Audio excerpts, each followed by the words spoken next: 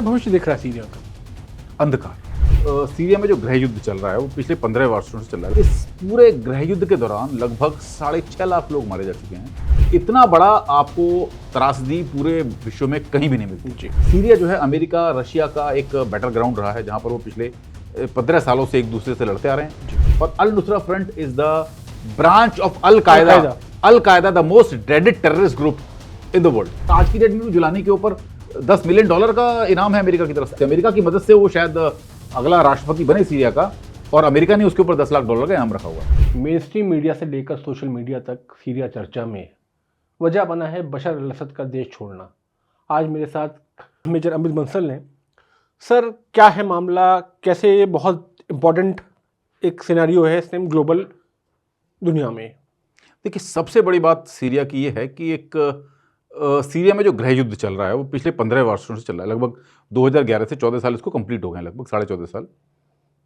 इस पूरे गृह युद्ध के दौरान लगभग 6.5 लाख लोग मारे जा चुके हैं, और पूरे सीरिया की लगभग आधी पॉपुलेशन, मोटा मोटा अगर हम देख करके चलें तो 1.2 बिलियन के आसपास, इतनी पॉपुलेशन 12 मिलियन के आसपास इसकी पॉपुलेशन जो है वो विस्थापित है, ऑलरेडी दूसरे मुल्कों में चली गई है, इधर उधर चली गई, अपनी जगह से डिस्प्लेस हो चुकी है। इतना बड़ा आपको त्रासदी पूरे विश्व में कहीं भी नहीं मिलती। इवन अफगानिस्तान वॉर के अंदर मुल्क की आधी पॉपुलेशन ही भर गई थी। 6.5 लाख लोगों का मारा जाना बहुत बड़ी चीज़ होती है। पर फिर भी सीरिया आज तक अंतर्राष्ट्रीय अखबारों की खबरों में नहीं रहा, क्योंकि एक इम्पोर्टेंट नहीं था, या कुछ भी कहें कि इसके ऊपर लोगों की मीडिया की निगाह नहीं थी। जो अब हुई है, जब वहाँ पर बशर अल असद का तख्ता पलट हुआ, एक लेसर नोन ग्रुप हयात अल HTS के द्वारा। तो सर, कितना ज़रूरी था ये, मतलब इसका जाना सीरिया के लिए कितना ज़रूरी था, या ये भगाया गया वहाँ पर, तो ऐसा क्या हुआ इसके पीछे? देखिए, सीरिया को मैं कहूँगा, सीरिया को इसमें आप बशर अल असद का और HTS का कोई रोल नहीं है। Syria has been a battleground of the bigger powers. Syria जो है अमेरिका रशिया का एक बैटल ग्राउंड रहा है, जहाँ पर वो पिछले 15 सालों से एक दूसरे से लड़ते आ रहे हैं जी। और अपने अपने नई नई टेक्नोलॉजी वहीं टेस्टिंग होती है। रशिया की जितनी मिलिट्री टेक्नोलॉजी होती हैं वो सीरिया में टेस्ट होती हैं, अमेरिका की जो मिलिट्री टेक्नोलॉजी होती हैं वो सीरिया में टेस्ट होती हैं, और पिछले 15 साल से चला आ रहा था। अब फाइनली कुछ हालात ऐसे बने कि बशर असद को जाना पड़ा, और नई गवर्नमेंट वहाँ आएगी जो कि प्रोबेबली बशर असद चूँकि रशिया के सपोर्टर थे, रशिया उनको सपोर्ट करता था। अब जो नई जो विद्रोही आ रहे हैं, विद्रोही जितने भी रहे हैं, उनको अमेरिका सपोर्ट करता रहा है। तो अब ये समझ लें कि एक तरह से रशिया सपोर्टेड कोalition का वहाँ खात्मा हुआ, और टर्की और अमेरिका लेड कोalition वहाँ पर अब सत्ता में काबिज होगा। सर, हमारे दर्शकों को कुछ जो विद्रोही हैं उनके बारे में बताइए कि कौन लोग हैं ये। देखिए, जो पहले समझे कि सीरिया में विद्रोह कैसे शुरू हुआ। ये सारी की सारा झगड़ा शुरू हुआ 2011 के आसपास, और ये वो वक्त था जब एक बड़ा एक रिवॉल्यूशन शुरू हुई जिसको हम बोलते हैं अरब स्प्रिंग। जितने भी अरब मुल्क थे, चाहे ट्यूनीशिया रहा हो, चाहे मोरक्को रहा हो, चाहे यमन रहा हो, चाहे इवन कुवैत रहा हो, चाहे ओमान रहा हो, इन बहरीन रहा हो, इन सारे मुल्कों में लोगों ने विद्रोह किया। विद्रोह किसके अगेंस्ट? इजिप्ट ने भी किया। जो एग्जिस्टिंग डायनेस्टीज थी, एग्जिस्टिंग जो पावर में लोग थे, उनसे उन्होंने विद्रोह किया। कुछ लोगों का तख्ता पलट कर दिया गया, जैसे कि इजिप्ट में तख्ता पलट हुआ, ट्यूनीशिया में तख्ता पलट हुआ, बाकी जगहों पर तख्ता पलट हुआ। और कुछ जगहों पर जो सरकारें थीं उन्होंने बातें मान ली विद्रोहियों की, एक मीडियम तरीका अपनाया कि हाँ भाई, आप बीच का एक रास्ता निकाल करके हम चलेंगे। सीरिया एक ऐसा मुल्क था जहाँ पर लोग बड़े समय से परेशान थे। 2011 की अगर हम बात करें तो 1971 से वहाँ पर असद फैमिली पावर में थी जी। पहले बशर अल असद के फादर जी, वो प्रेसिडेंट रहे लगभग 29 ईयर्स तक, मोटा मोटा 30 सालों तक, और उसके बाद 2000 के बाद से बशर अल असद खुद प्रेसिडेंट थे। उनकी अपनी डायनेस्टिक पॉलिसीज भी थी।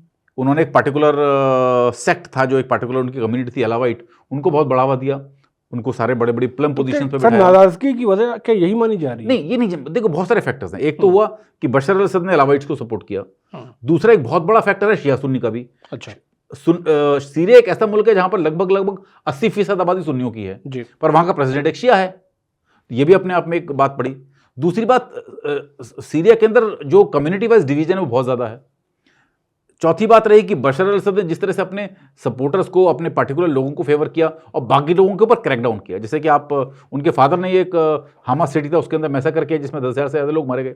तो ये सारे के सारे उनके खिलाफ एक माहौल भी बन रहा था, और आप अगर अच्छे से अच्छे राजा को भी अगर 50 साल तैनात कर देंगे तो जनता उससे भी ऊब जाएगी। ऊब जाएगी। तो एक ये भी फैक्टर है कि अब लगातार 50 साल की डायनेस्टिक पॉलिसीज थी, तो 2011 में इनके खिलाफ लड़ाई शुरू हुई। एक ग्रुप एस्टेब्लिश हुआ फ्री सीरिया नामी, उसको तुर्की ने हथियार दिए, बाकी लोगों ने हथियार दिए। तो जब तक वो पीसफुल था तब तक पीसफुल था, जब उसके बाद वो हथियार मिलने शुरू हुए तो उन्होंने धीरे धीरे अटैक करने शुरू किए, छोटे छोटे इलाकों को कब्जाया, फिर बाहर से लोगों का सपोर्ट आना शुरू हो गया, कहीं कहीं ना कहीं अमेरिका ने भी इनको सपोर्ट किया, और फिर ये जो रेबेलियन है, जो रेबेल ग्रुप थे, बड़े होते चले गए। अच्छा।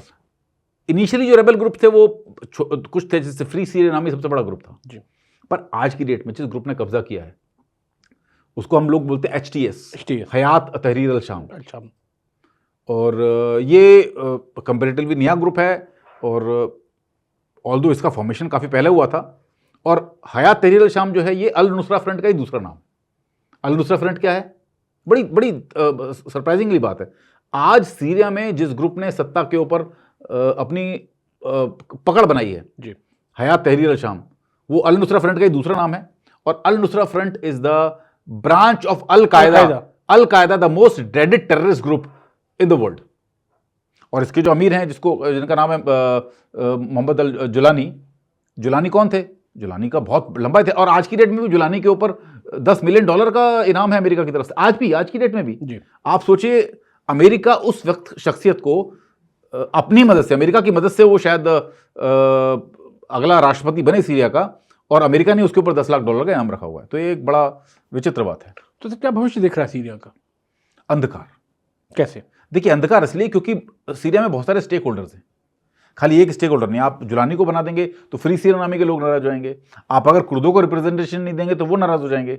इसके अलावा अलावाइट कम्युनिटी अपने आप में बहुत बड़ी है, दे आर वेरी पावरफुल, जो कि बशर अल असद के जो लॉयलिस्ट थे, करीब 17 से 18% उनकी तादाद है। उनको भी अगर आप रिप्रेजेंटेशन नहीं देंगे तो वो नाराज हो जाएंगे।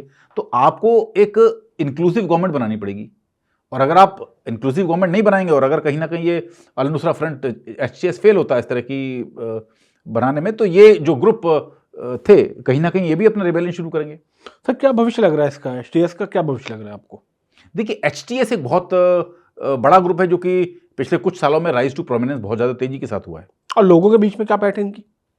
लोगों के बीच में पैठ जहां तक है, HTS की अभी तक जो इमेज है, HTS का जो पूरा स्ट्रॉन्ग होल्ड है वो है इदलीब, और पिछले 3-4 सालों से वो इदलीब में उनका कब्जा बनाया हुआ है, और उन्होंने इदलीब के ऊपर लिटरली उनका शासन चल रहा था।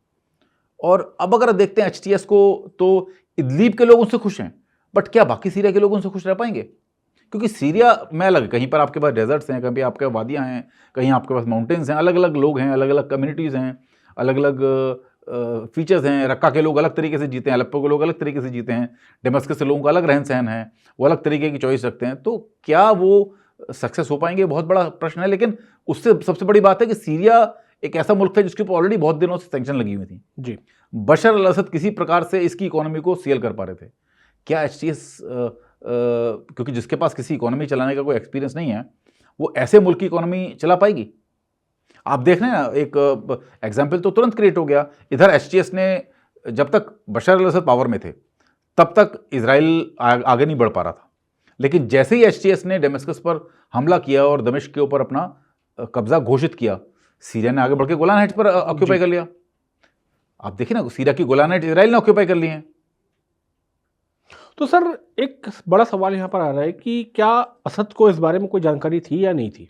देखिए, उनके भी सूत्र रहे होंगे। नहीं, असद की, देखिए मैं फिर भी बात कर रहा हूँ, ये लड़ाई आज की नहीं है, 15 साल से लड़ाई चल रही थी। एक वक्त ऐसा था जब लगभग 70% सीरिया का इलाका बागियों ने कब्जा करके रखा हुआ था। उसके बाद 2015 में धीरे धीरे इलाके को असद ने वापस भी छीना। तो जब अलेप्पो के ऊपर हमला हुआ तो उनको लगा ठीक है मैं वापस ले लूंगा। जब हामा के ऊपर हमला हुआ तो उनको लगा मैं वापस ले लूंगा। जब होम्स के ऊपर हमला हुआ उनको लगा मैं वापस ले लूंगा। लेकिन फिर जब उनको लगा कि हाँ, जब विद्रोही दमिश्क तक पहुंच गए और उनकी फौजें बार बार भागने लगी, तो उनको लगा कि शायद अभी वक्त है, बुरा वक्त शुरू हो गया। बहुत सारे फैक्टर्स हैं। देखिए, रशिया उनको बहुत पूरी तरह से मदद कर रहा था, बट अब जैसे रशिया यूक्रेन वॉर स्टार्ट हुआ तो क्या हुआ, रशिया ने अपना पुल आउट किया यहाँ से जी। अपने रिसोर्सेज जितने उन्होंने सीरिया में लगाए हुए थे उतने रिसोर्सेज वो सीरिया में अब नहीं लगा सकते थे, उन्होंने थिन आउट किया।